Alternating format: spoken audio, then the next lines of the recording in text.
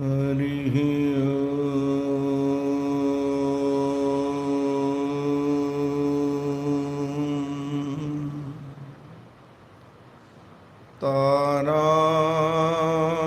तारानायक शेखराय जगदाधाराय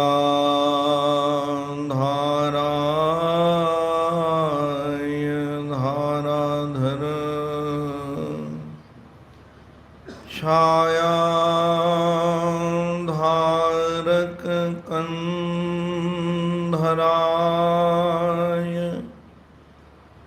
गिरजा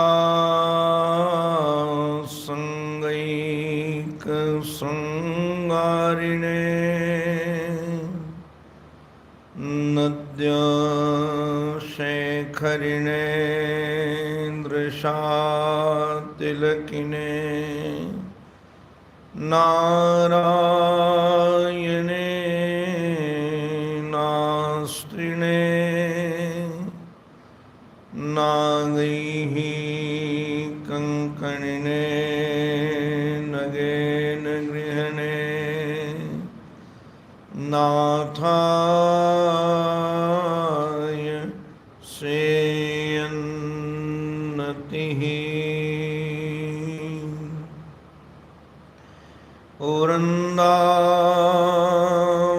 वृन्दावनेश्वर मुकुन्द मनोज्ञवेश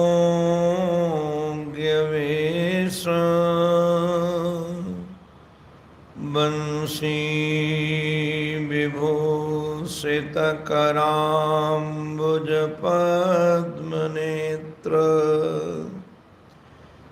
विश्वेशकेशव व्रजोत्सवभक्तिमस्य देवेश पाण्डवपते मम देहि दास्यम् यः स्वानुभावमखिल श्रुतिसारमेकम्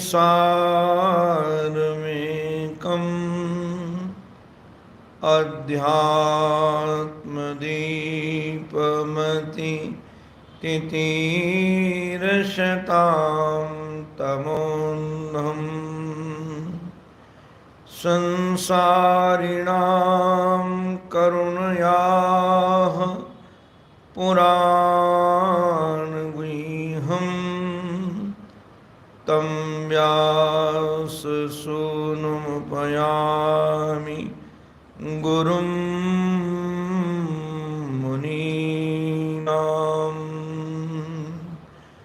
ॐ नमः श्री परमहंसास्वादित चरणकमलचिन्मकरन्दाय भक्तजनमानसनिवासाय श्रीरामचन्द्राय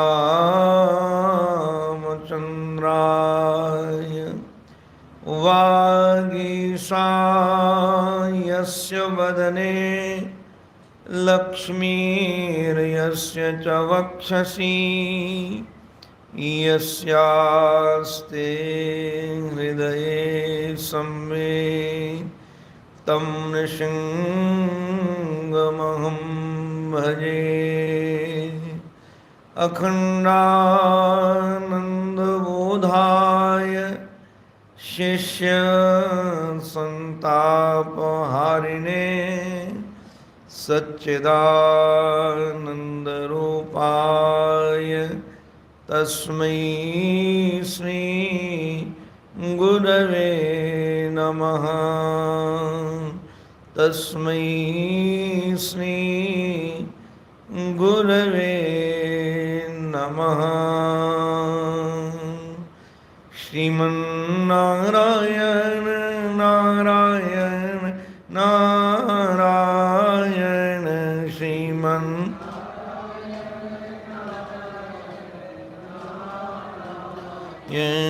श्रीमन्नारायण नारायण नारायण श्री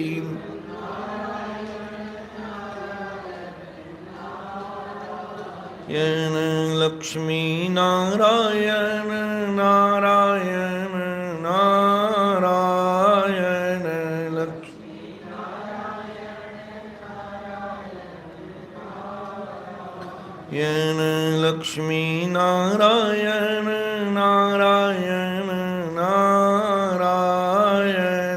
लक्ष्मी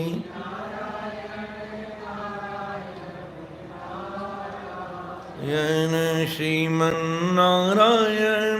नारायण नारायण श्रीमन्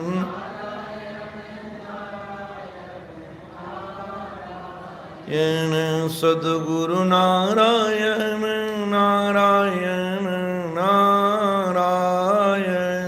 सद्गुरु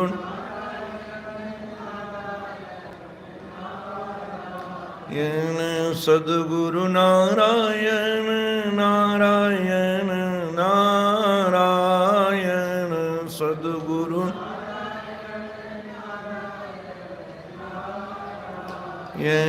श्रीमन्नारायण नारायण नारायण श्रीमन्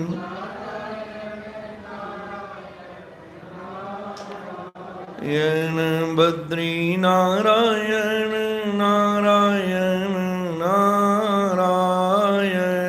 बद्री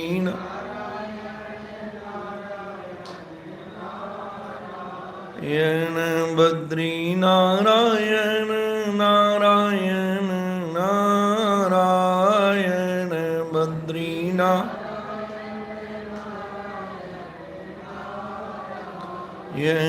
श्रीमन्नारायण नारायण नारायण श्रीमन्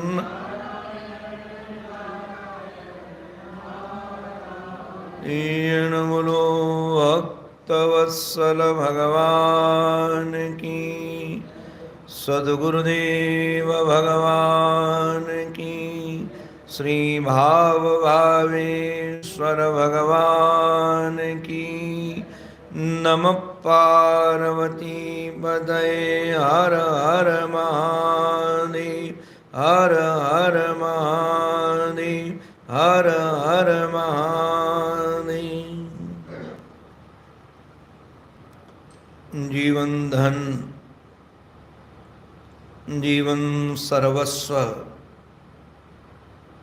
आराध्य श्री सद्गुरुदेव भगवान के श्री महाराज श्री के युगल पावन पवित्र चरणारविंदों में साष्टांग वंदन। परमादरणीय पूज्य स्वामी श्री महेशानंद जी महाराज, परमादरणीय पूज्य स्वामी श्री सेवानंद जी महाराज, पूज्य संत चरण, पूज्य विद्वत वृंद, भगवान की कथा से, भगवान के धाम से, भगवान के नाम से, भगवान की लीला से प्रेम रखने वाले भक्त वृंद एवं मातृशक्ति, आप सबके रूप में अपने आराध्य की ही अनेकानेक आकृतियों का दर्शन करता हुआ, आप सबको उन्हीं के रूप में निहारता हुआ, आप सबके श्री चरणों में मैं बारंबार वंदन करता हूँ। आओ हम सब मिलकर के अपने जीवन को सुखी बनाने के लिए, और ऐसा सुख जो आगमापायी न हो, ऐसे सुख प्राप्ति के लिए हम सब सुख सिंधु, आनंद सिंधु, करुणा सिंधु, दया सिंधु श्री कृष्ण के श्री चरणों में चलें। जो उद्धव जी महाराज को निमित्त बना करके हम सबके कल्याण के लिए यह दिव्य संदेश उपदेश दे रहे हैं। संसार में लोग समझते हैं कि धन मिल जाएगा तो सुखी बन जाएंगे, परिवार मिल जाएगा तो सुखी बन जाएंगे, सुविधा सम्मान संपत्ति मिल जाएगी तो सुखी बन जाएंगे। भगवान कहते हैं ये सुख होगा तो अल्पकालीन होगा, किंतु यदि भगवान की भक्ति आ गई तो भक्ति ऐसी शक्ति है कि आपको हर समय आनंद में रख सकती है। और जब व्यक्ति के अंतःकरण में भक्ति का आगमन होता है तो वह निश्चित रूप से अकिंचनस्य दान्तस्य शान्तस्य समचेतसः मया संतुष्ट मनसः सर्वाः सुखमया दिशः। भगवान कहते हैं यदि सुखी बनना चाहते हो और सभी दिशाओं में सुखी बनना चाहते हो, किसी एक दिशा में नहीं, किसी एक व्यक्ति से नहीं, किसी एक वस्तु से नहीं, तो सुखी वही सभी दिशाओं में है जो अकिंचनस्य, जिसको किसी से कुछ पाने की इच्छा नहीं है और अपने पास कुछ संग्रह भी नहीं रखता है, और इतना ही नहीं इंद्रियों में संयम है। बड़े दुर्भाग्य की बात तो ये है, लोग इंद्रियजन्य सुख को ही सुख मानते हैं और इंद्रियों के सुख के लोलुप बन करके अपने जीवन को नरक बना देते हैं। किंतु सच्चाई तो ये है, भगवान श्री कृष्ण कह रहे हैं इंद्रियजन्य सुख सुख नहीं है। जो इंद्रिय संयम में सुख है वो कहीं अन्यतर सुख हो ही नहीं सकता है। इसलिए इंद्रिय संयमी जो पुरुष है वह सुखी है, और इतना ही नहीं जिसका चित्त शांत है। जो चित्त से उद्विग्न होता है उसकी क्रियाएं बड़ी अशांत होती हैं। आप देखना, उसके हाथ चलेंगे, पैर चलेंगे, आंख चलेगी, उसको कह दो कि आधा घंटा बिना कुछ बोले, बिना कुछ किए हुए आप ठहर जाओ, तो नहीं बैठ सकता है। सुखी वह नहीं जो चंचल है, भगवान कहते सुखी वह है जो शांत है, जिसके जीवन में स्थिरता है। मूलो भक्त वत्सल भगवान की। पूज्य डॉक्टर स्वामी जी महाराज के युगल चरणों में बारंबार वंदन। भगवान बाद में श्री उद्धव जी महाराज को कहते हैं शांति से ही काम नहीं बनेगा, ये क्रम है एक। पहले व्यक्ति निष्काम बने, अकिंचन बने, संग्रह की प्रवृत्ति न हो। हम लोग महाराज पहले के समय में जब यात्रा करते थे तो एक सोने का बिस्तर भी रखना पड़ता था ट्रेन में, क्योंकि वहाँ कुछ मिलता नहीं था। पानी भी साथ में ले चलो, भोजन भी साथ में ले चलो। इतना संग्रह हो जाता था कि अपने को तो लादने में कष्ट होता ही था, किंतु अगल बगल जो बैठे उनको भी कष्ट हो। यही संग्रही व्यक्ति की दशा है। जितना आप लोग संग्रह करोगे, हमारी एक माता जी थी, मातृमंडल में रहती थी, इला मैया। तो जब उनका शरीर पूरा हुआ तो वो किसी को जल्दी कमरे में जाने नहीं देती थी। तो मान जी महाराज ने कहा कि उसका कमरा साफ करवाओ। तो मुझे लगता है 3-4 ट्रैक्टर सामान निकला। तो एक माता जी थी पास में, वो कहती थी मैं तो कुछ नहीं रखूंगी, नहीं तो मरने के बाद लोग यही कहेंगे कि इस बुढ़िया के पास इतना सामान निकला। किंतु धीरे धीरे धीरे धीरे व्यक्ति की वृत्ति संग्रही होती जाती है। हमने तो महाराज अनुभव किया है, ये वृद्धावस्था बड़ी खतरनाक है। वृद्धावस्था में लोग दवाइयों की शीशी भी नहीं फेंकना चाहते। वो दवा की शीशी होती है ना, उसमें भी कुछ काम भरने को आ जाएगा, ये सामान ऐसे रख लेंगे, ऐसे रख लेंगे। जितनी दवाइयाँ नहीं होती पास में, उससे ज़्यादा दवाइयों की खाली शीशियाँ होती हैं। तो अपने को तो परेशानी है ही, किंतु निश्चित रूप से जो साथ में रहने वाला है, पास में रहने वाला है, सफाई करने वाला है, सबको कष्ट है। हम पूज्य स्वामी हंसानी जी महाराज को देखते थे, कुछ नहीं, एक अलमारी में पुस्तकें रखी थी, कुछ एक अलमारी में 2-4 कपड़े होते थे, वो भी खाली पड़ी रहती थी। और हम लोगों के महाराज जितनी अलमारियां आ जाती हैं सब भरती चली जाती, ये भी ये भी ये भी ये भी। अभी तो मुझे लग रहा है कि यदि व्यक्ति को सुखी रहना हो तो किराए के मकान में रहे, क्योंकि जब किराए के मकान में रहता है तो संग्रह ज़्यादा नहीं करता, क्योंकि उसको लगता है कि पता नहीं कब कमरा खाली करना पड़े, और कमरा खाली करना पड़ेगा तो सामान बहुत ज़्यादा होगा, कहाँ लाद कर ले जाएंगे, कैसे करेंगे, तो सामान ज़्यादा नहीं खरीदता। उसको एक बार सामान खरीदने में विचार करना पड़ता है कि उपयोगी है कि नहीं सामान, इसके बगैर काम चल जाएगा कि नहीं चल जाएगा। आप लोग कभी विचार करें, मैं देखता हूँ उपयोग की वस्तुएं बहुत कम होती हैं। ज़्यादा से ज़्यादा जो चीज़ें हम संग्रह में कहिए कभी बाद में काम आएगी, अभी तो काम नहीं आ रही है, बाद में काम आएगी। तो ये जो संग्रही चित्तवृत्ति है ये सुख का साधन नहीं है। आप निश्चित रूप से संग्रह का और परिग्रह का त्याग करके महाराज बढ़ें।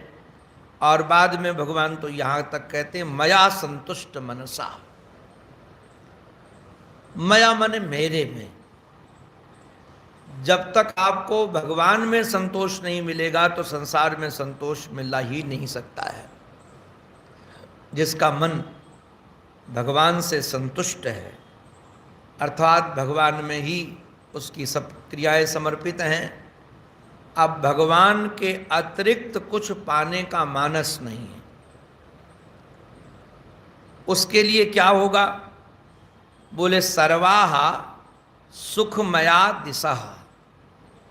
महर्षि ने तो एक बड़ी अद्भुत बात कही है,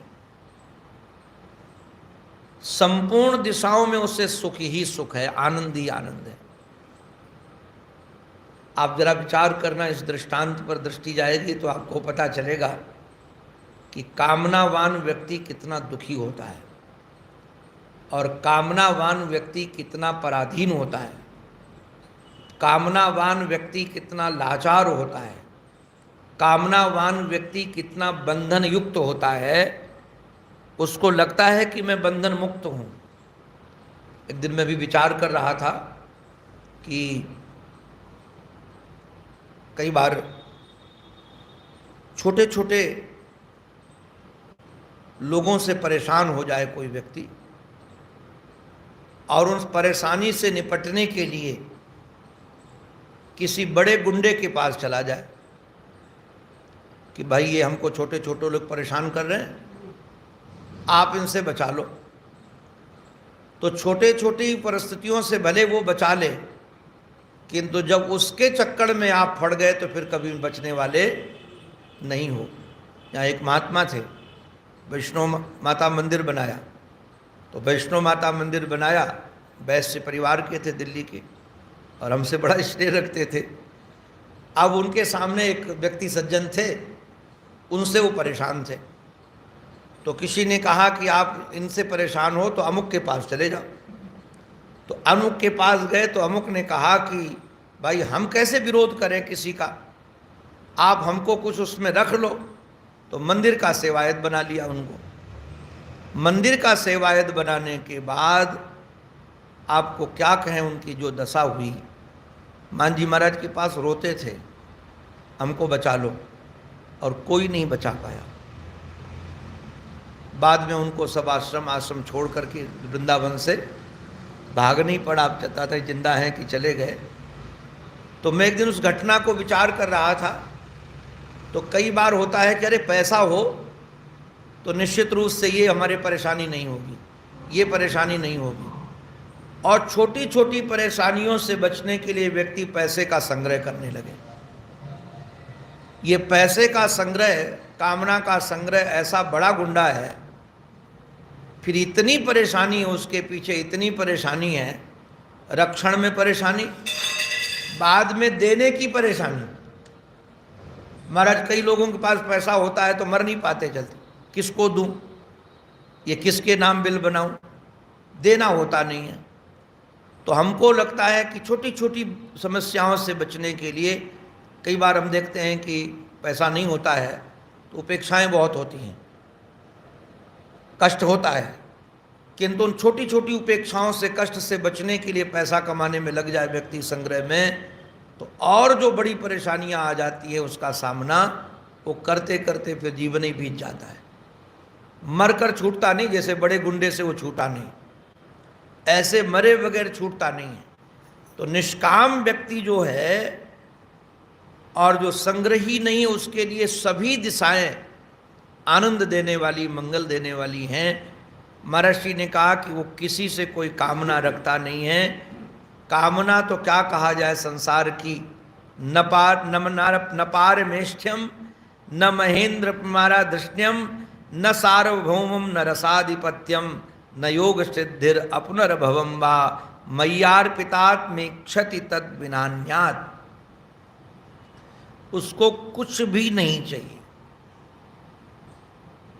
यहां तक कि ब्रह्मा का पद नहीं चाहिए, इंद्र का पद नहीं चाहिए, सार्वभौम राज्य नहीं चाहिए, रसातल का राज्य नहीं चाहिए, न योग सिद्धिर, न योग चाहिए, न सिद्धियां चाहिए, न मोक्ष चाहिए, क्योंकि उसका मन मेरे में अर्पित है, मय्यार्पित।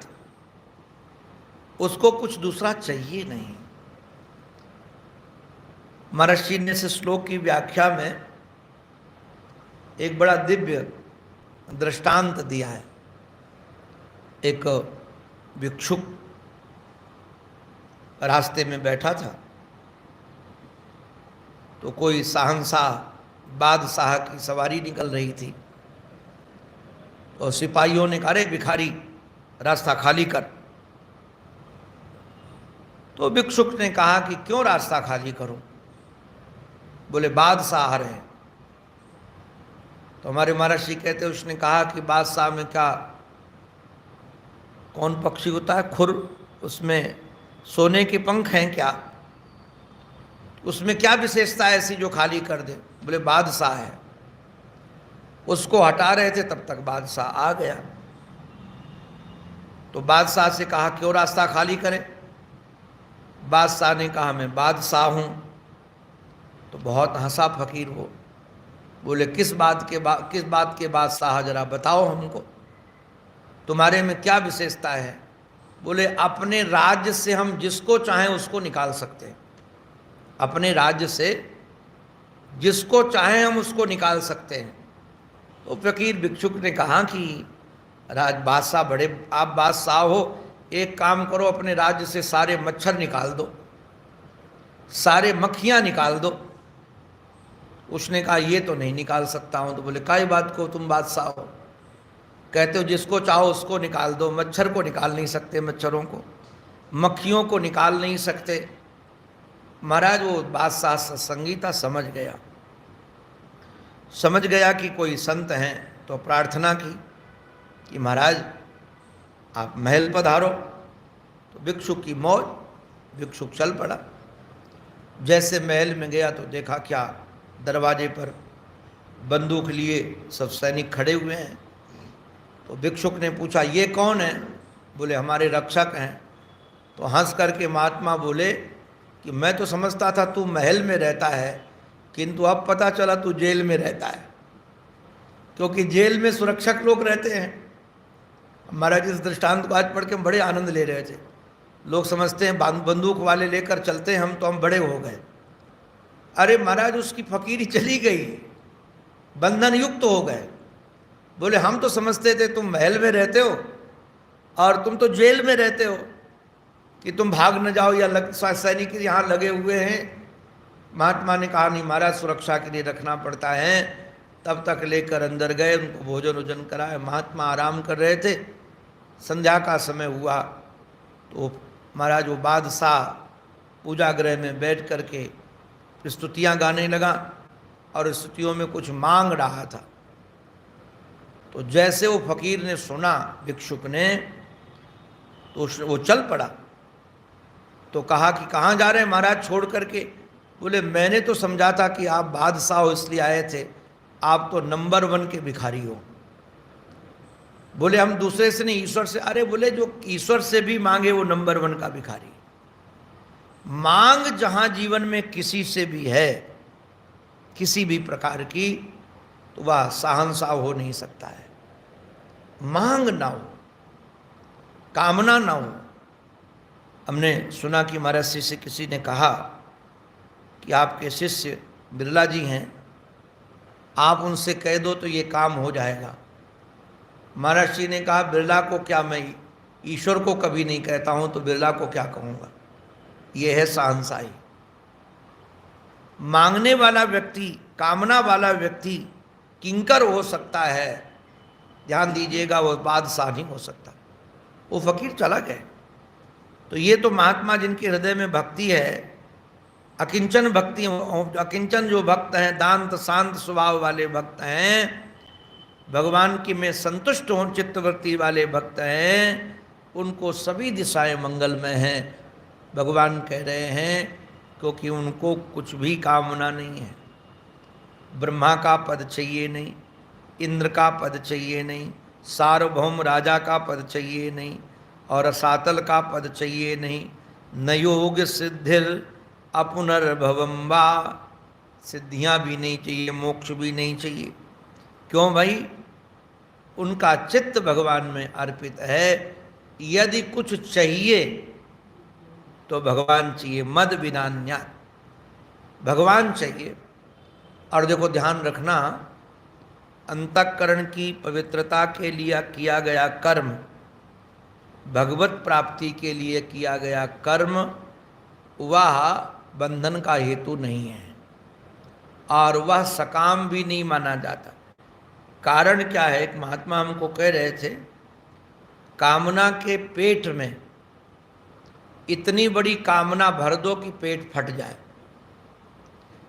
ये कामनाएं जो छोटी छोटी हैं, ये कामना का पेट हम भरने जाते हैं तो दूसरी कामना पैदा हो जाती, तीसरी कामना पैदा हो जाती, और जब तक इस कामना का पेट नहीं फटेगा तब तक ये कहने से नहीं कि हम कामना न करें, कामना न होगी, कामना होती ही रहेगी।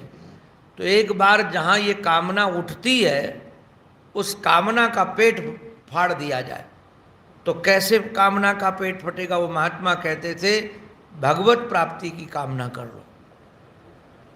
जब भगवत प्राप्ति की कामना करोगे तो ये सबसे बड़ी कामना है दुनिया में, इससे बड़ी कोई कामना है नहीं। आत्म प्राप्ति की कामना, आप ये कामना कर लो तो इस कामना में निश्चित रूप से सारी कामनाएं समाप्त हो जाएंगी। कारण क्या है कि बड़े की प्राप्ति में जब लगते हैं तो छोटी छोटी कामनाएं अपने आप समाप्त हो जाती है। और भगवान कह रहे हैं कि ऐसे जो ज्ञानी भक्त हैं, जो अपनी आत्मा के रूप में हमको निहारते हैं, मैं उनसे बहुत प्रेम करता हूँ। कितना प्रेम करते हो? बोले न तथा में प्रियतम आत्मयो निर्न शंकर न च संकर्षणो न शीर नैवात्मा च यथा भवान। जितना हम आपसे प्रेम करते हैं, सामने श्री उद्धव जी महाराज है,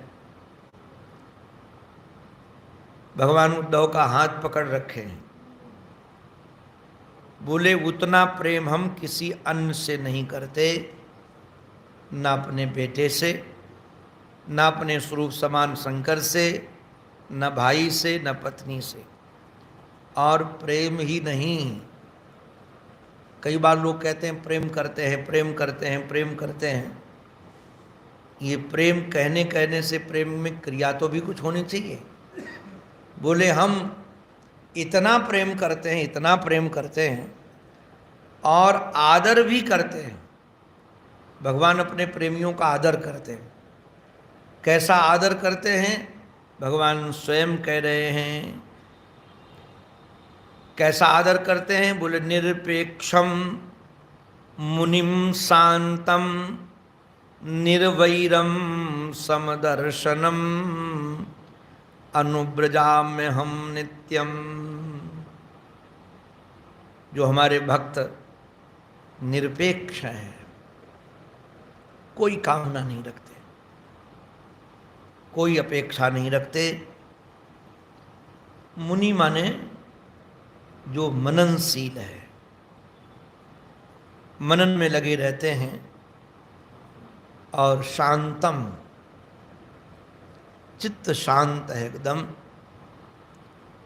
और किसी से भी राग द्वेष नहीं है।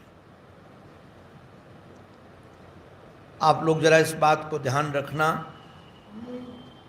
यदि किसी से राग होगा तो द्वेष हुए बगैर रहेगा नहीं। हमने देखा छोटे से बच्चे से राग हो जाए, अब उसको यदि कोई कष्ट देता है तो उससे द्वेष हो जाता है। और यदि कोई कहे कि हम राग तो करते द्वेष नहीं करते, संभव नहीं है। और कोई कहे हम द्वेष तो करते हैं किंतु राग नहीं करते हैं। अगर किसी से तुम्हारी दुश्मनी होगी तो किसी न किसी से दोस्ती भी होगी, किंतु भगवान का जो भक्त है, ना काहू से दोस्ती ना काहू से वैर। वो अच्छे लोगों की भी बहुत ज़्यादा प्रशंसक नहीं होता कि अच्छे हैं। वो जानता है ये जितने गुण सद्गुण हैं सब सतोगुण के हैं, और जो गुणों से गुण आते हैं वो आगमा पाई हैं। आज गुण हैं कल गुण नहीं रहेंगे, इसलिए गुणवान वाले से राग नहीं, और जिसके जीवन में गुण नहीं उससे द्वेष नहीं। अथवा सुख देने वाले के प्रति राग नहीं और दुख देने वाले के प्रति द्वेष नहीं। आप कहोगे कैसे एक निवेदन करूं? अब आप लोगों की अनुभूति तो क्या है हमको पता नहीं, मैं अपनी बात बता रहा हूं। दुश्मनी करने वाले से दुश्मनी न की जाए ये सहज है, किंतु जो अपनी सेवा करे और अपनी बात माने, अपना ध्यान रखे, अपना अनुचर हो, उससे राग न हो ये बड़ा कठिन है। जो अपना प्रशंसक हो जाता है, अपना प्रेमी हो जाता है, राग करने वाले से राग न किया जाए बहुत कठिन है। द्वेष न करने वाले से तो थोड़ी देर सावधानी रखो तो होता है, ठीक है, किंतु दोनों में दृष्टि क्या होनी चाहिए? राग द्वेष से ये भक्त कैसे बच जाता है? राग द्वेष से भक्त ऐसे बच जाता है कि वह सुख देने वाले के रूप में किसी व्यक्ति को नहीं मानता। वो जानता है कि हमारा प्यारा ही इसके माध्यम से हमें प्रेम कर रहा है। जैसे उदाहरण के लिए आपको कोई पत्र भेजे और पत्र में आपकी प्रशंसा हो, आपके प्रेम की चर्चा हो, और जो डाकिया है, कोरियर मैन,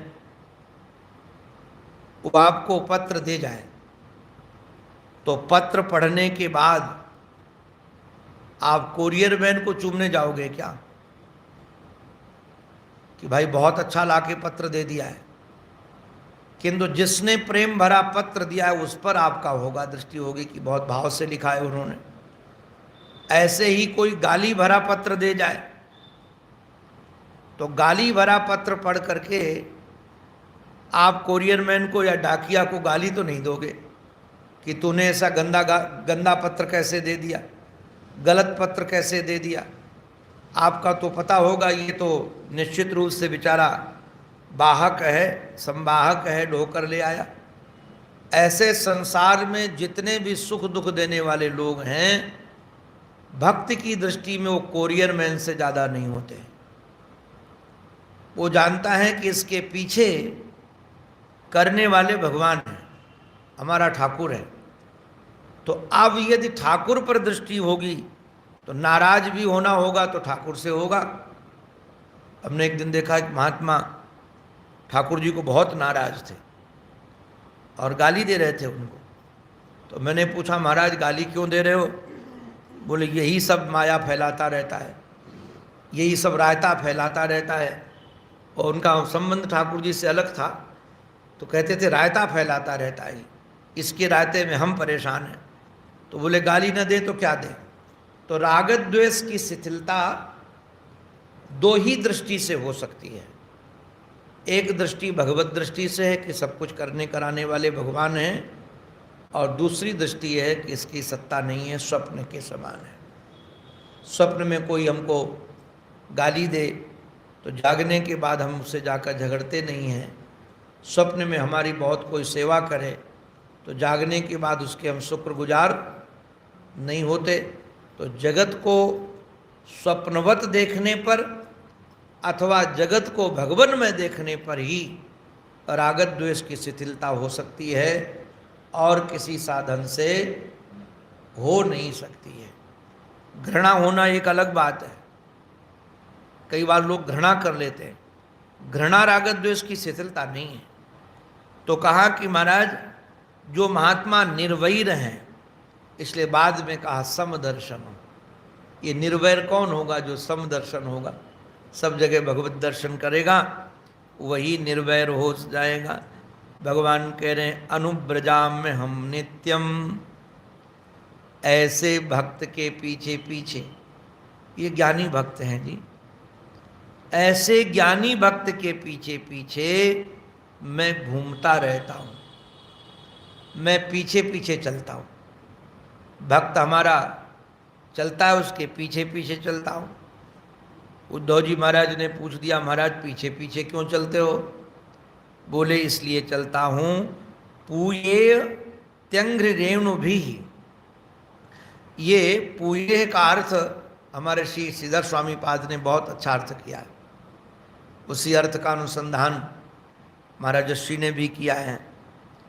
श्रीधर स्वामी पाद कहते हैं कि भगवान में ऐसी कौन सी अपवित्रता है, भगवान में ऐसी कौन सी अपवित्रता है जो ऐसे निरपेक्ष मुनि शांत निर्वैर समदर्शन करने वाले महापुरुष के चरणों की धूलि से उनकी वो अपवित्रता मिट जाएगी।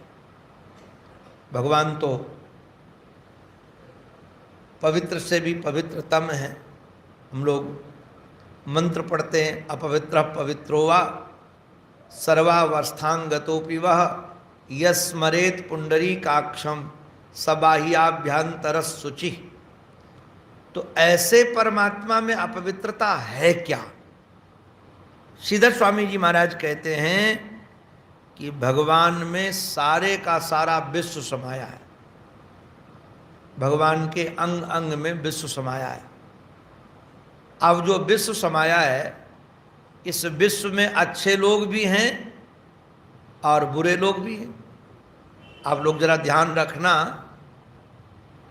मैं सतयुग से लेकर कलयुग तक की घटनाओं का आकलन करके मैं बता सकता हूं कि हर युग में दुष्ट लोग थे, और मुझे तो कई बार लगता है कलयुग से ज़्यादा खतरनाक थे।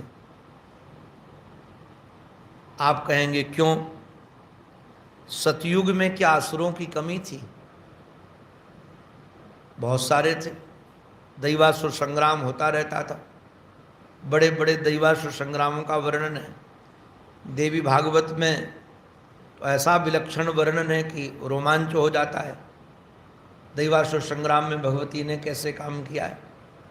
हाँ, फर्क इतना ही था कि सतयुग में देवता अलग रहते थे, दैत्य अलग रहते थे, लोग अलग अलग निवास।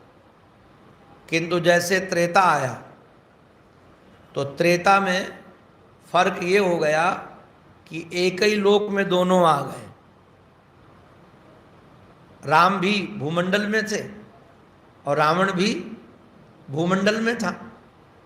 और जैसे द्वापर आया तो पहले एक ही मंडल में किंतु देश अलग अलग, किंतु जैसे द्वापर आया तो द्वापर में क्या हुआ, अब देवता और दैत्य एक ही परिवार में आ गए। कौरव और पांडव और क्या है, एक ही परिवार में तो आ गए। पहले लोग अलग अलग, फिर देश अलग अलग, फिर अब परिवार ही एक ही आ गए। और अब तो और गड़बड़ी है जी, अब परिवार में ही नहीं एक ही शरीर में आ गए। हम कई बार अपनी चित्तवृत्तियां देखते रहते तो पता चलता है, कई बार दैवी संपत्ति से युक्त चित्तवृत्ति होती, कभी आश्री वृत्ति से समृद्ध अपनी चित्तवृत्ति होती है।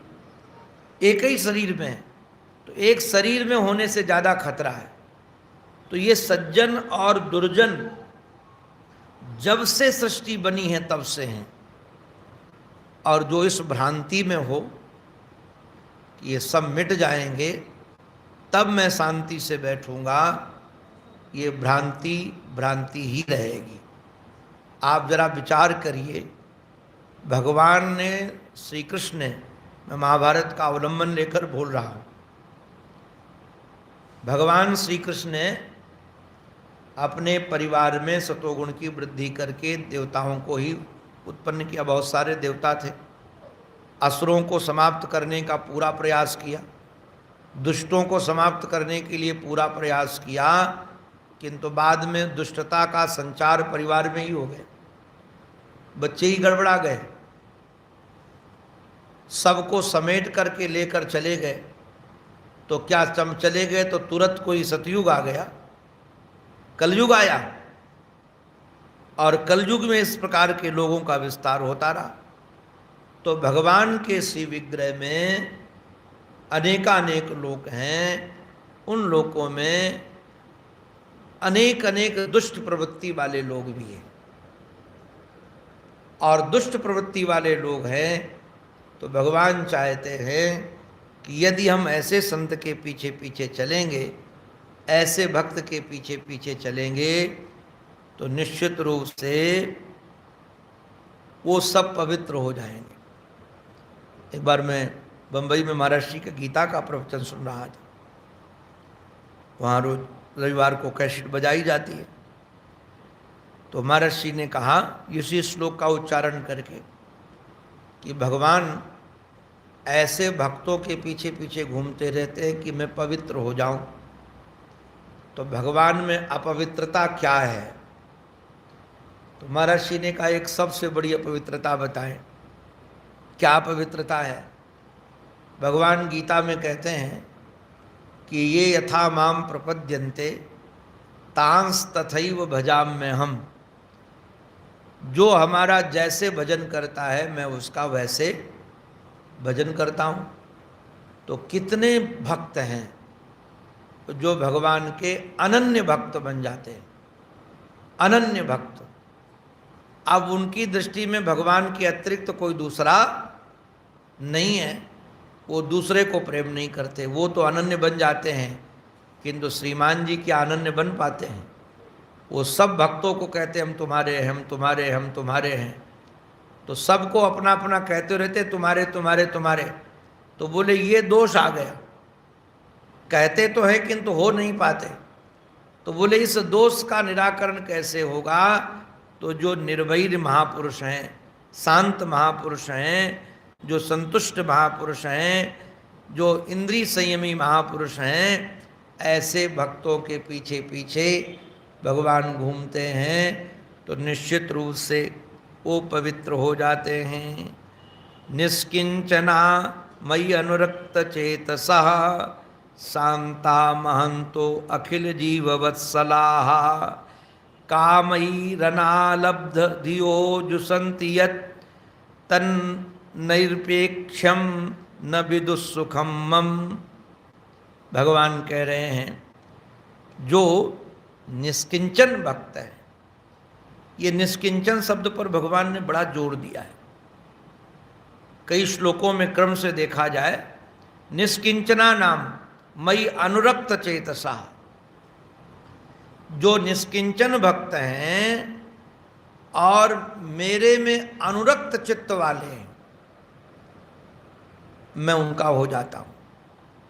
और कहाँ तक कहें, हमारे ब्रजवासी तो जब रास प्रारंभ करते तो ठाकुर जी नाचते हैं उनके, और नाचते नाचते कहते हम भक्तन के भगत हमारे। उसी में पद ठाकुर जी गाते गाते कहते हैं भक्त बेचे तो बिक जाऊं, अगर भक्त मुझे बेचे तो मैं बिक जाऊं। और सचमुच में भगवान बिक जाते। महर्षि ने एक बड़ा दिव्य दृष्टांत दिया है कि एक बार देवर्षि नारद जी महाराज द्वारिका में पहुँचे तो आ करके सत्यभामा ने प्रणाम किया। तो महाराज जी ने कहा, आशीर्वाद दिया। देवर्षि नारद जी ने कहा कि जाओ सौभाग्यवती भव, पति प्रिया भव, आशीर्वाद मिला। तो बड़ी प्रसन्न हुई और प्रसन्न होकर के कहा, महाराज आपके आशीर्वाद से तो पति प्रिया सौभाग्यवती तो होंगी, किंतु ऐसा आशीर्वाद दीजिए कि भगवान सदा हमारे ही रहे। प्रत्येक स्त्री चाहती कि हमारा पति हमको छोड़कर किसी अन्य को न चाहे, हमारा ही रहे। नारद जी ने कहा, इसके लिए तो तुमको दान देना पड़ेगा। और आज तो बड़ी पवित्र तिथि है, आज तो बड़ी पवित्र तिथि है, गंगा दशहरा है। आज के दिन दिया हुआ दान अक्षुण्ण होता है। तो सत्यभामा ने कहा, क्या दान देना है? बोले, तुम श्री कृष्ण का ही दान दे दो। अब महाराज नारद जी के चक्कर में सत्यभामा आ गई, और आ गई तो तुरंत का संकल्प करवाओ। अब भगवान भी जरा विचार करो, भगवान क्या ऐसी वस्तु जो किसी को दान में दी जा सके? किंतु भगवान ने सोचा, प्रेम तो इसी का नाम है कि हमारा प्रेमी यदि देना चाहे तो दे दे, हमको किसी को भी देना चाहे तो दे दे। जो महाराज संकल्प किया देवर्षि नारद जी ने, और श्री कृष्ण का संकल्प लेकर आकर के दान में ले लिया। अब जैसे दान में लिया तो महाराज जी तो एक जगह बड़े विनोद में सुनाए। महर्षि ने कहा कि कहा कृष्ण को, हे कृष्ण अब तुम हमारे हो गए, चलो बीणा पकड़ो और चलो कमंडल पकड़ो और हमारे साथ चलो। जैसे लेकर चलने लगे तो अब सत्यभामा को लगा कि हम तो ठगी गई, और ये दान के चक्कर में कहा कि इनको छोड़ जाओ। बोले, दान दी हुई वस्तु छोड़ी नहीं जाती, अब तो इनको हम साथ में ही लेकर के जाएंगे, छोड़ेंगे नहीं। जैसे जाने लगे तो रोने लगी कि इनके बगैर तो हम जी नहीं सकती, आप इनको वापस कर दो। बोले, भाई वस्तु हमारी है, अब हम चाहें तो वापस होगी, किंतु इनके जितना इनका वजन है उतने वजन की संपत्ति दे दो तो हम इनको छोड़ देंगे। तराजू बांधा गया, और सत्यभामा ने, हमारा सत्यभामा के पिताजी तो ऐसी मणि से संपन्न थे कि जो 8 बार सोना देती थी। बहुत सारा सोना तराजू में चढ़ाया, सब जेवर चढ़ा दिया, किंतु श्री कृष्ण का पल्ला जिसमें बैठे थे वो हिला भी नहीं जी, नीचे ही रहा। सब कुछ चढ़ाने के बाद भी जब वजन बराबर नहीं हुआ तो बड़ी दुखित हुई। सब कुछ दे रही थी, तब तक रुक्मिणी आ गई। रुक्मिणी समझ गई कि भगवान को के बराबर का यदि कुछ हो सकता है तो केवल तुलसी दल मात्रेण मारा चुटकुलन जले न च, केवल तुलसी दल रख दिया। जैसे तुलसी दल रखा तो श्री कृष्ण ऊपर उठ गए, तुलसी का पत्ता नीचे उठ गया, नीचे रह गया। तो भक्त के साथ भगवान का जो प्रेम है महाराज, और कहते कि शांता महंतो अखिल जीव वत्सला, ये जो महान तो माने उदार, हमारे सिद्ध स्वामी पाद ने उदार अर्थ किया है। जो उदार महात्मा हैं, निष्किंचन महात्मा, और जिनका चित्त भगवान में अनुरक्त है, जिनका चित्त श्री कृष्ण में लगा हुआ है, शांत उदार, और महाराज अखिल जीव वत्सलाह। वैसे ये गुण तो भगवान का है, भगवान ही अखिल जीव वत्सल हो सकते हैं।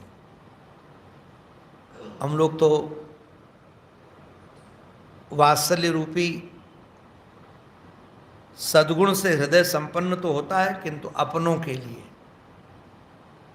ध्यान रखना, साधु तो सबके लिए एक जैसा है, चाहे जैसा व्यक्ति उसके सामने आ जाए उसके महाराज कल्याण की ही कामना करता है। और जिसके चित्त को काम ने घायल न किया हो, अनालब्ध धिया, जिसकी बुद्धि की हत्या न हुई हो। महर्षि ने हमारी एक बात कही, जब हमारी बुद्धि कामना युक्त होती है तो हम बुद्धि की हत्या कर देते हैं। कामनावान बुद्धि व्यक्ति निश्चित रूप से वह हत्या ही है, वह बुद्धि पर सही काम नहीं करेगी। इसलिए अनालब्ध धिया जुषंत यत, जिनके चित्त में कोई कामना नहीं है, जिनकी बुद्धि की हत्या नहीं हुई है, तन महाराज वह व्यक्ति अगर कहीं भी जाए है, ध्यान दीजिएगा, उसको सुख तो है, और जिस सुख का वह लाभ लेता है, क्या उस सुख की चर्चा की जा सकती है? न विदुहु सुखम मम, महाराज जितना उसको सुख मिलता है उसकी चर्चा कौन कर सकता है। बाद में भगवान ने एक बात और भी कह दी, ये अपने भक्तों की महिमा भगवान गा रहे हैं। भगवान महिमा गाते हुए कहते हैं, बाध्यमानोपि मद भक्तो विषय ही अजितेन्द्रिय प्रायः प्रगल्भा भक्त्या विषय ना विभूयते। जिसके जीवन में प्रगल्भा भक्त्या है, प्रगल्भा भक्त्या माने तेजस्वी भक्ति, ऐसी तेजस्वी भक्ति जो विषयों से कभी पराश्रित नहीं होती है, उसको कोई संसार के प्रलोभन देने पर उसको बांध नहीं सकता है। भगवान ऐसे भक्तों के पीछे पीछे घूमते हैं। और सचमुच में यह अपनी वाणी से भगवान जिसका वर्णन कर रहे हैं, मानो बताना चाहते हैं कि ऐसे भक्त होते हैं और ऐसे भक्त ही बनना है। क्योंकि यदि इन भक्तों की चर्चा हम न सुने तो हमको पता भी नहीं चलेगा कि ऐसी भक्ति भी होती है, ऐसा प्रेम भी होता है, तो उसको कोई बांध नहीं सकता है। इस प्रकार से भगवान भक्ति की महिमा और भक्तों की महिमा यहाँ गा रहे हैं। यह भक्ति हम सब के अंतःकरण में प्रकट हो, यही प्रार्थना आराध्य के पावन चरणों में है। हमारी मति, हमारी रति, हमारी गति एकमात्र आराध्य के चरणों में बनी रहे। इसी प्रार्थना के साथ ये उनकी वाणी उन्हीं के पावन पवित्र चरणारविंदों में समर्पित। बोलो भक्तवत्सल भगवान की, सद्गुरुदेव भगवान की, श्री भाव भावेश्वर भगवान की। नमः पार्वती पतये, हर हर महादेव, हर हर महादेव, हर हर महादेव।